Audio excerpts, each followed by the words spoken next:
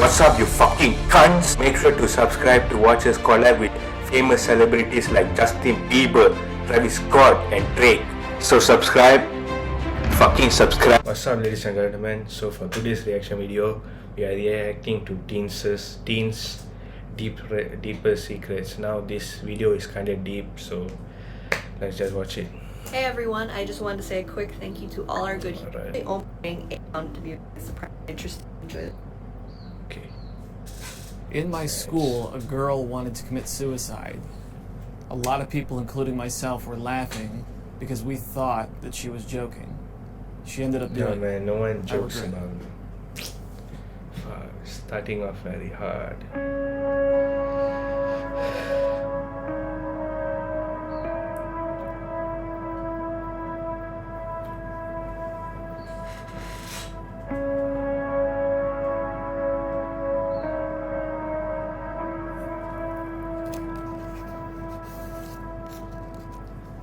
All my friends are very smart. I came from a gifted program in middle school and ended up failing multiple classes in the past 3 years. I've managed to hide this from my parents. Only one person knows about my failed suicide attempts, stemming from my academic problems and the constant berating from my parents. I'm really struggling to find my identity, and it feels as though everyone around me already knows theirs, almost like I'll never find who I really am. My friends all think that I'm happy 24/7, yet I am miserable every minute of every day. I feel like an outsider. I always make sure they are okay, yet no one asks me if I am. I feel as though I can't talk to my friends. They wouldn't understand, but they are the only people that I have. I used to listen to my parents fight every day when they thought I was asleep. This made it hard for me to do things with my parents because I knew that they were fighting. I grew up with both my parents, and I was always embarrassed of that because a lot of the people that were in my school or in my neighborhood didn't have both parents, but my parents fought a lot. I resented my father for his anger and his frustration. I resented my mother for being sick and all of our money going towards healthcare. And as a family, you don't talk about often because it's not, you're like, this is nobody's business what we're arguing about. We're a good, we're a happy family. Look at all these pictures. Look at us, but it does affect you. It does make it difficult. I am extremely self-conscious about my looks. There has been a time where I felt so ugly I considered ending my life because I thought if I wasn't pretty, there was no reason to be here. This would have been my confession 4 years ago. Not many people know, but I have attempted suicide 4 times in my life because of the mental health issues that I have struggled with and that I have dealt with in my life. And I'm so glad that none of my attempts were successful. I'm so happy that I'm here. Sometimes when you're in this headspace, you can be deaf to hearing people talk about who you are as a person because all you care about is your appearance and how you look, and it's easier said than done to say that you shouldn't focus on that, but it's true. And if you look at the people around you, people will believe that you're beautiful for who you are, and ending your life just is not the answer at all. I was sexually molested by another classmate about 4 years ago, and I still can't find the courage to tell my parents. Even if this happened 4 years ago, I still feel guilty for everything that happened.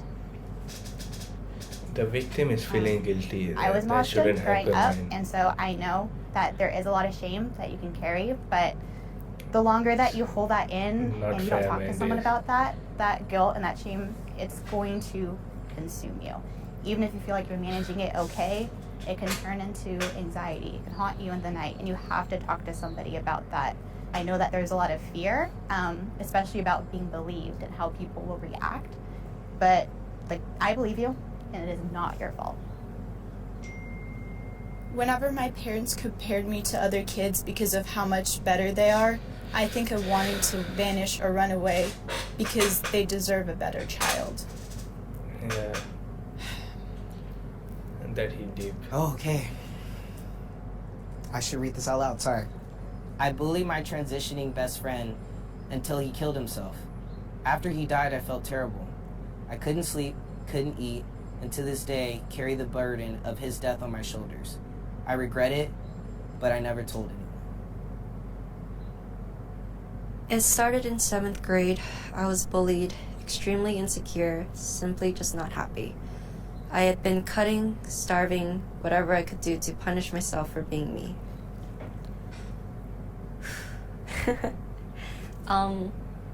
Reminds me of my past, way before I was even born. The doctors had told my parents that the child only has a 5% chance of survival, and throughout those surgeries, I ended up having so many scars all over my body, and they told me, Janice, those are your battle scars, they're beautiful, they're amazing, and you should be proud of them. Shout out When I to the went parents. into kindergarten, went into elementary school, my first nickname was Broken Doll, second one being come on, Frankenstein's man. monster. Because of that, I became bulimic for a few months. I cut my arm a few times. I just kept punishing myself. I kept on pressuring myself to be this perfect person, no matter the cost. I realized what I was doing was wrong. I realized that the image that my parents wanted me in my head of myself was broken and shattered and thrown away by myself. As my parents said, my scars are beautiful. I'm beautiful. Everyone is made just exactly as they were meant to be. There's other ways to release any emotion or pain. I journal. I go on little adventures by myself, listening to music, singing when no one's around.